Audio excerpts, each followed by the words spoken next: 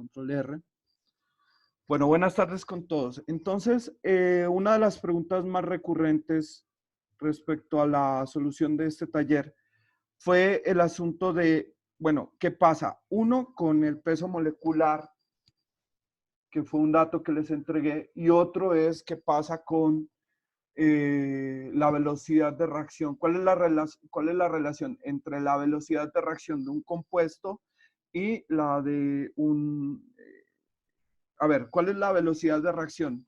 ¿Cuál es la relación entre la velocidad de reacción que existe entre un reactivo y un compuesto? Esa es más o menos la pregunta que decanté y es una de las características más importantes. Ahora, hay una tercera pregunta que está de fondo y es, bueno, ¿qué es ese asunto de la bondad de ajuste? ¿Vale?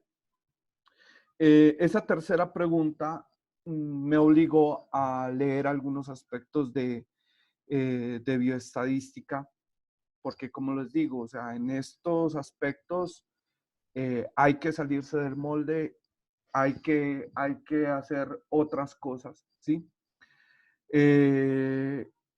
Tengo ya una respuesta un poquito mejor, sin embargo, necesito una ecuación que relaciona la correlación con uno de los parámetros que aparece ahí en Scilab. ¿Está bien?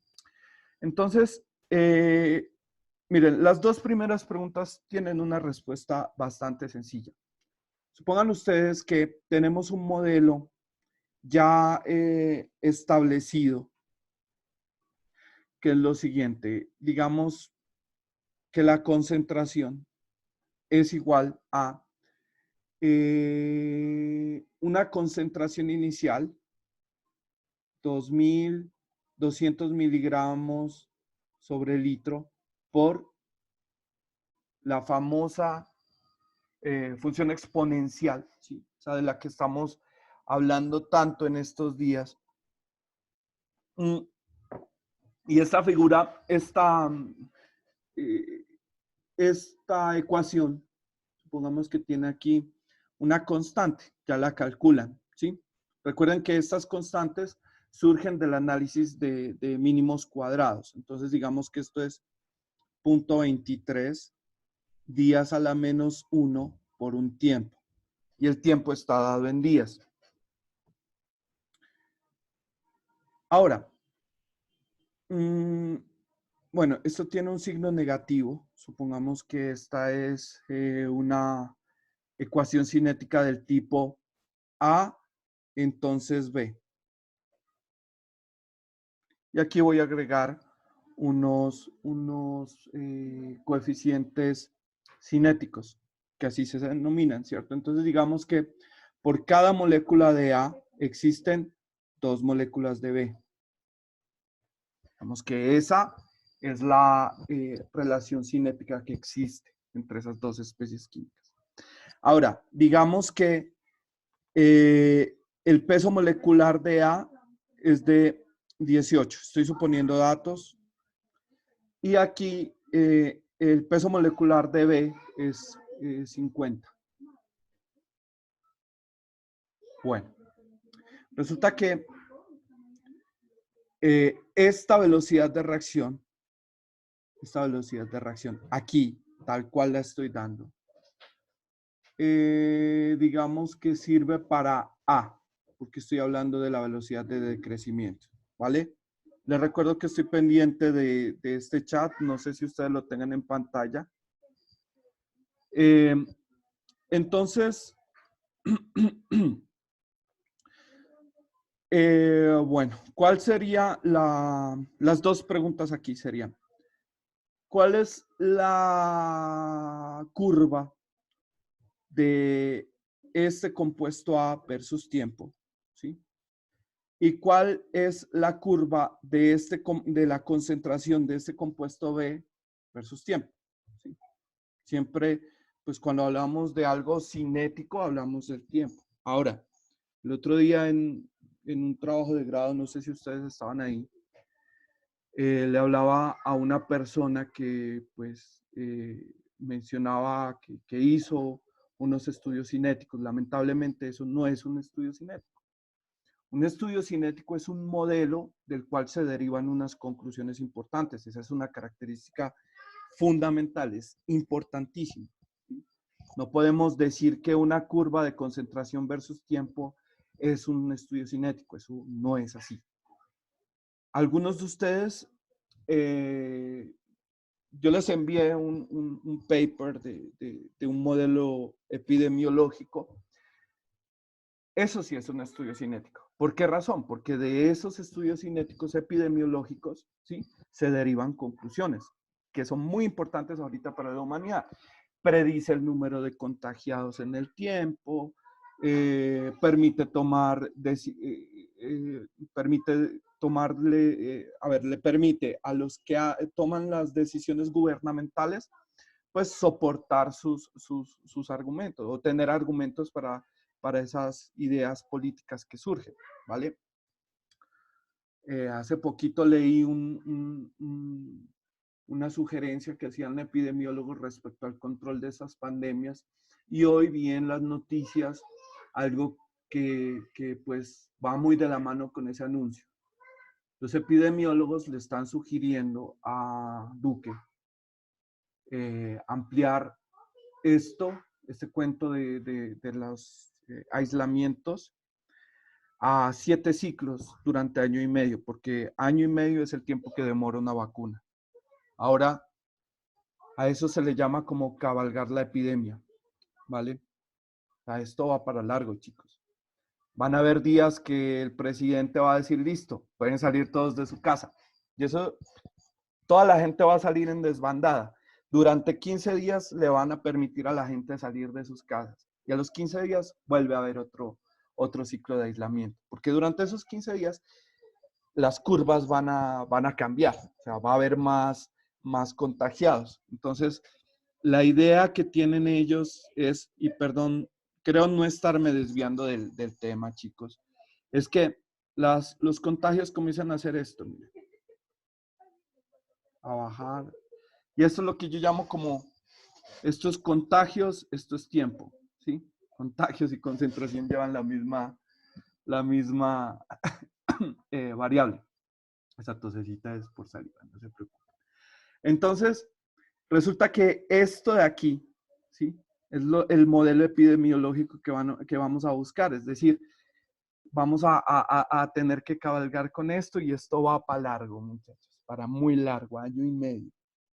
Eso de que se halló una vacuna es completamente falso. Se hacen ensayos, pero esos estudios son muy de largo aliento. Volviendo a este ítem, ¿qué podemos hacer con esto? Miren, es muy sencillo. A través de Scilab, espero que ustedes ya estén en la capacidad de lograr una curva de concentración de A versus tiempo, ¿cierto? Digamos, varían los días, ¿sí? Cambian, le dan un tiempo prudencial a este cuento. Y A comienza, va a comenzar a hacer un descenso, ¿sí? Y ese descenso tiene una forma típica de una ecuación exponencial. Miren, esto. Este signo negativo hace que esta concentración decaiga en el tiempo. Y les repito, esto tiene una forma netamente exponencial. Comienza en 200, miren. Cuando el tiempo es 0, 0 por este número es 0. Y cualquier número elevado a la 0 da 1. Y 1 por esto da 200. Entonces esta curva inicia en 200 y comienza a decaer. Bueno. Y esta curva, este eje, perdón, aquí, está expresado en miligramos sobre litros. Las unidades son importantísimas. De eso les hablo desde termo de ese cuento de la importancia de entender las unidades y de manejar los sistemas de medida de manera uniforme. Cuando nosotros nos piden informes, y les cuento algo que he pensado, ¿sí? Nosotros botamos datos cuando nos piden informes de esto que estamos haciendo y nos dicen, bueno, ¿cuántas horas de clase le dedicó cuántas horas le dedicó a generar un video? ¿Cuánto dura ese video? Pues hombre, esos sistemas de medidas no sirven, ¿sí? Este cuento de la educación virtual debería más medir interacciones, como lo hacen las redes sociales, ¿sí? Pero bueno. Por ejemplo, otro problema de medida, chicos, que se está viendo en la actualidad, volviendo al tema. Perdón si soy tan monotemático, pero ¿qué le vamos a hacer? Pues eso es lo que nos tocó vivir. ¿Cómo se mide la mortalidad de una enfermedad? Los franceses la están midiendo de una forma, los alemanes la están midiendo de otra forma. Los ecuatorianos la están midiendo con lo que saben. Los colombianos tenemos bueno, no tenemos, el Estado colombiano, el gobierno colombiano más bien, tiene una experiencia bastante amplia en esconder muertos, ¿sí? Entonces, la idea es, bueno, ¿cuántos muertos provoca esa enfermedad? ¿Cómo se mide eso? No es tan sencillo como contar cuerpos en una morgue, no es tan sencillo. Les voy a pasar alguna información al margen para que hablemos de esto y se den cuenta que cada país tiene una metodología diferente para medir las cosas. Volviendo a este ejemplo, chicos, miren. Este asunto aquí, miligramos sobre litro. Esto funciona muy bien para una curva individual en la que tenemos una concentración, pero no funciona muy bien con una estequiometría química. De un curso de balances de materia y energía, cuando se habla de un balance sobre reacciones químicas, pues probablemente o de forma recurrente les digo, miren, un balance en una reacción química, lo primero que tiene que hacer usted es primero ver si una ecuación está balanceada. Y segundo, usted no puede hacer los cálculos ni en kilogramos, ni en libras, ni ninguna de esas carajadas. Tiene que hacerlo en moles. ¿Por qué les digo eso? Porque aquí entra este aspecto, el peso molecular. Ahora, ¿qué tenemos que hacer para cambiarnos de esto y construir una gráfica de miligramos sobre litro de A y modificarla en miligramos sobre litro, pero de B? Tenemos que hacer uso del peso molecular. ¿Cómo se hace uso de eso? Resulta que ustedes tienen un conjunto de datos, una matriz, ¿sí? Esa matriz es temperatura versus concentración. Perdón, tiempo versus concentración. Entonces aquí tenemos, digamos, los días que ustedes han supuesto, 0, 1, 2, 3, 4. Y este dato es 200 miligramos sobre litro. Estoy inventando datos aquí. Ustedes pueden incluso obtener a 100 días. Ustedes, pues, si saben programar, se ahorran toda esa calculada, ¿sí? Toda esa carpintería de números, todo ese Excel, toda esa vaina. En 2, 3 líneas de programación hacen este cuento, ¿sí? Hacen estas contabilizaciones. Entonces aquí van a tener unos datos, ¿vale? Hasta aquí. Resulta que cada que desaparece una de estas variables, va apareciendo parte o una porción de esta especie química que es D, que inicia siendo 0, ¿cierto? Inicia siendo 0. Entonces, aquí tengo concentración de A. Digamos que aquí voy a expresar esa concentración, pero no en miligramos sobre litro. Debería expresarla en milimoles sobre litro. ¿Cómo se expresa en milimoles sobre litro? Entonces, esta, no sé cómo llamarla, la voy a llamar concentración, así, concentración con una barra encima, en milimol, un ratico, milimol sobre litro. ¿Cómo hago para obtener estas milimoles sobre litro? Entonces, para obtener estas milimoles sobre litro, partiendo de que lo que haría es que C sub A es 200 miligramos sobre litro por... Entonces, ahí entra el peso molecular de A. El peso molecular de A es 18, ¿cierto? Entonces aquí hablaría que esto es 18 miligramos sobre milimol. Miligramo con miligramo se cancela y tengo estas unidades. Entonces, nuevamente aquí van a tener un conjunto de datos necesarios para la curva. Luego, esta es la concentración de A y esta que les va a aparecer aquí es la concentración de B. Esta es una reacción, en cinética de reacción química se llama reacción elemental, porque A conduce a B directamente. Hay otras reacciones que son del tipo paralelo, ¿sí? Quienes hayan visto el paper que les envié, se van a dar cuenta que las reacciones suceden en secuencia, o sea, el modelamiento, ¿dónde entra la química en ese modelamiento de contagio? En que la forma en la cual una persona contagia a otra conduce a dos posibilidades. Una es o que se recupere o que se muera. Los que se recuperan, a su vez, contagian más personas, ¿cierto? Entonces, esa secuencia de reacciones puede ser en serie o puede ser también en paralelo. ¿Sí me hago entender? Entonces, hay varios modelos para las reacciones químicas. En este curso apenas estamos viendo lo más elemental, lo más básico. Una ecuación elemental, se denominan así, homogénea, ¿sí? Los ingenieros químicos nos las pasamos estudiando heterogéneo, homogéneo, pero eso no hace parte de su perfil profesional como ingenieros agroindustriales. Entonces, en este cuento, aquí tendríamos una concentración de B. La concentración de B, cuando A es 200, pues voy a suponer que B es 0. ¿Sí? Obviamente estoy hablando del inicio de todos los tiempos, no ha pasado nada.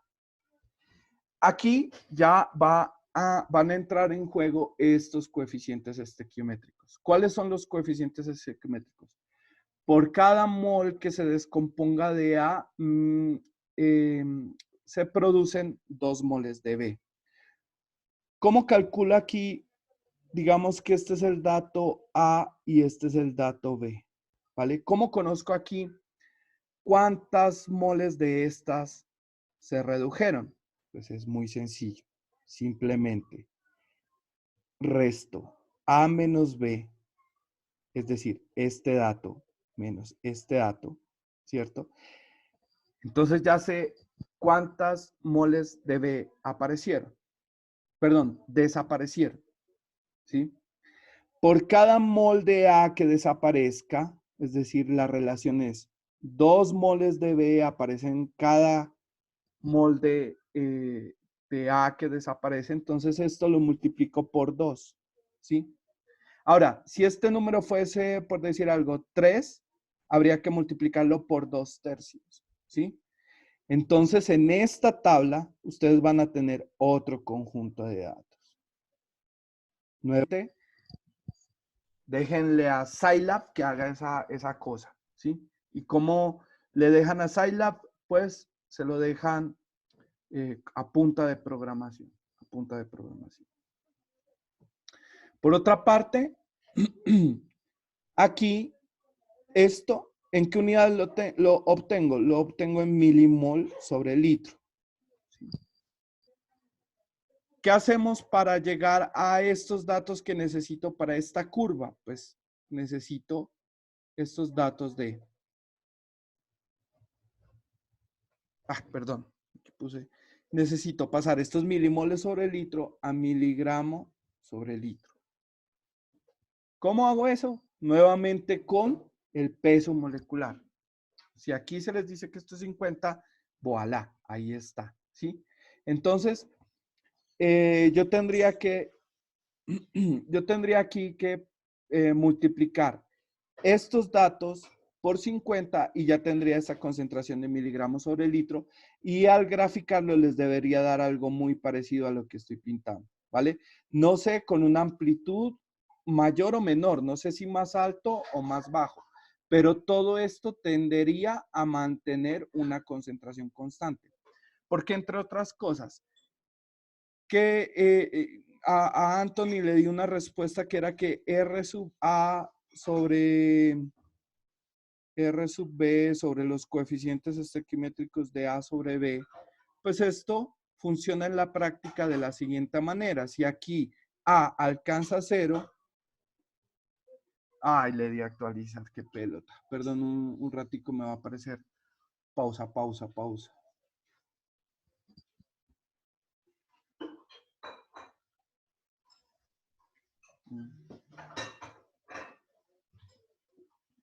Bueno, ¿aló? ¿Sí me escuchan? Sí.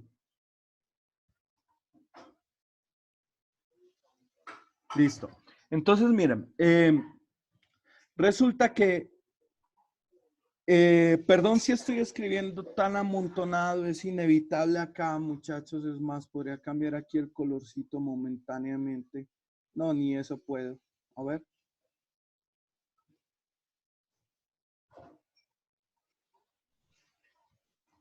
Bueno, entonces miren, esta curva de aquí. Ay, ¿qué hice? Esta curva de aquí. ¿Ve? ¿Por qué subrayé eso? ¿Eso lo hice yo? Ni idea. Parece que sí. Bueno, entonces, en esta reacción de aquí, me conduce a esta forma. Esto es A y esto es B. ¿Sí? Esto es A y esto es B. Y esa, chicos, es la respuesta a esa pregunta que tienen o que tenían. Espero que tenían para ya zanjar un poquito los interrogantes respecto a esto. Ahora, respecto a la tercera pregunta, ¿cuál es la relación entre la bondad de ajuste y ese parámetro que proporciona Scilab de este comando reglin? Recuerden que estoy hablando de el siguiente comando, miren. A, B, C. Perdón. Es igual a reglin de X, Y. Y X, Y, pues son los datos que deseo, sobre los cuales se hace la regresión lineal. Bueno, A, ya saben que es la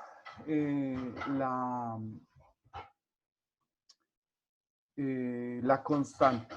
D es el intercepto.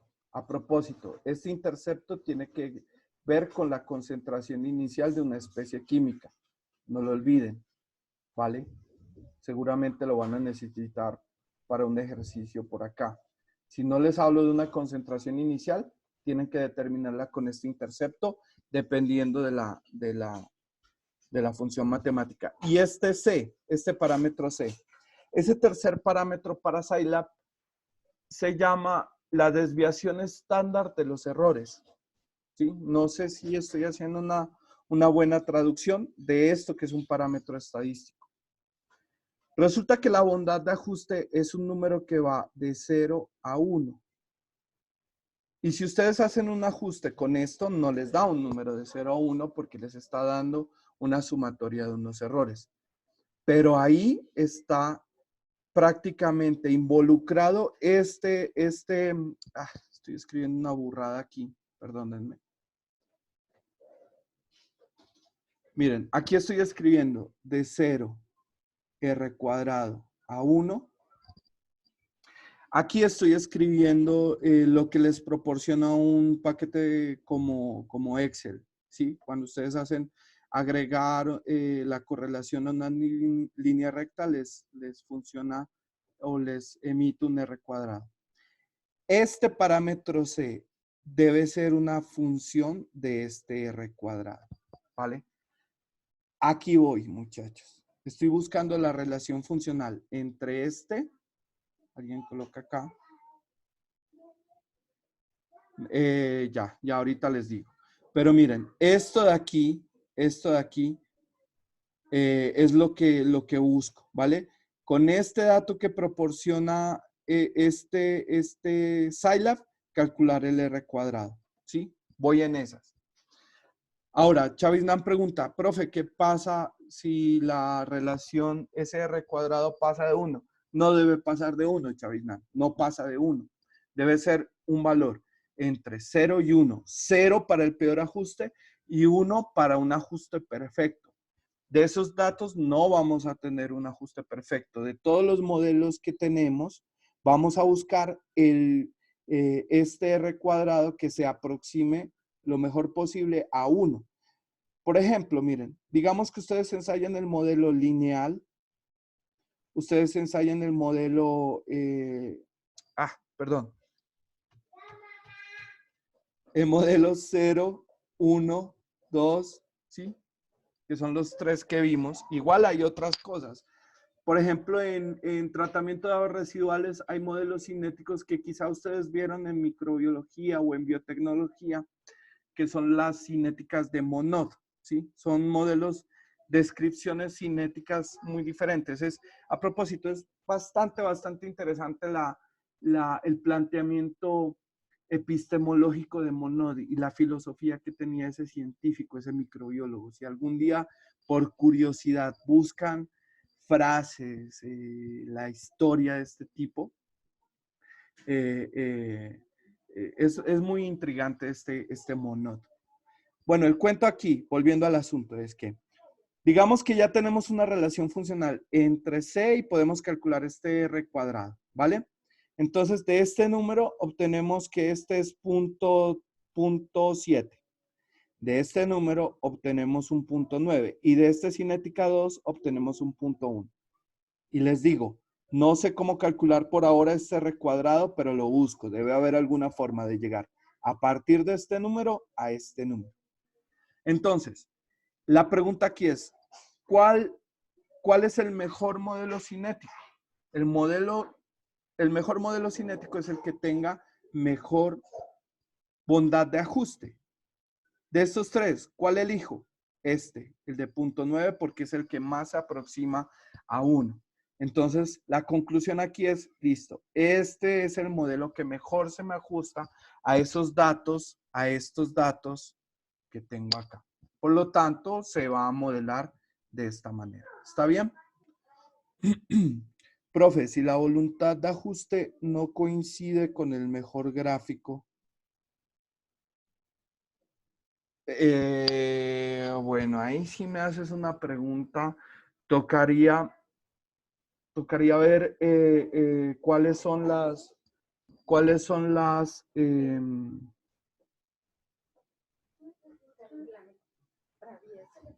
bueno, vamos por partes, ¿vale?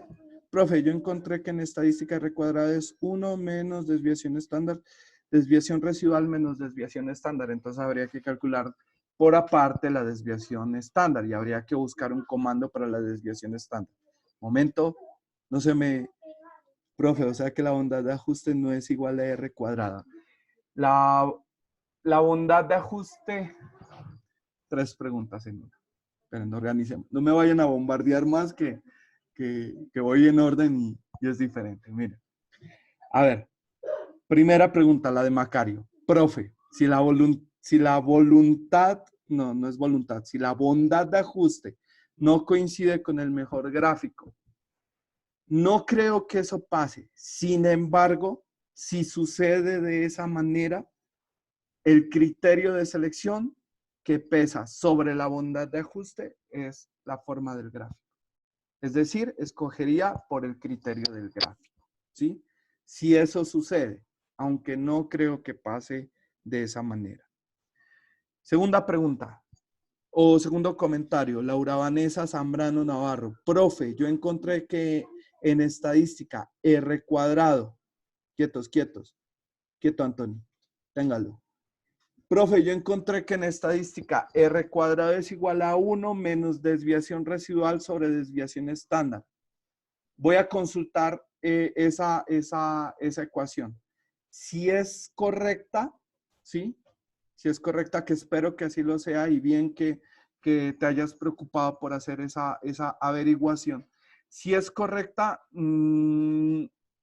Scilab también tiene un comando para calcular la desviación estándar, porque lo que nos está dando ahí es la desviación residual. Entonces, pues tendríamos que de manera automática involucrar esto y arrojarlo como un resultado del programa. Tercera pregunta, Juan Chaviznán. Juan Carlos Chaviznán. Pone ese nombre completo. Juanes hay muchos, pero Juan Carlos.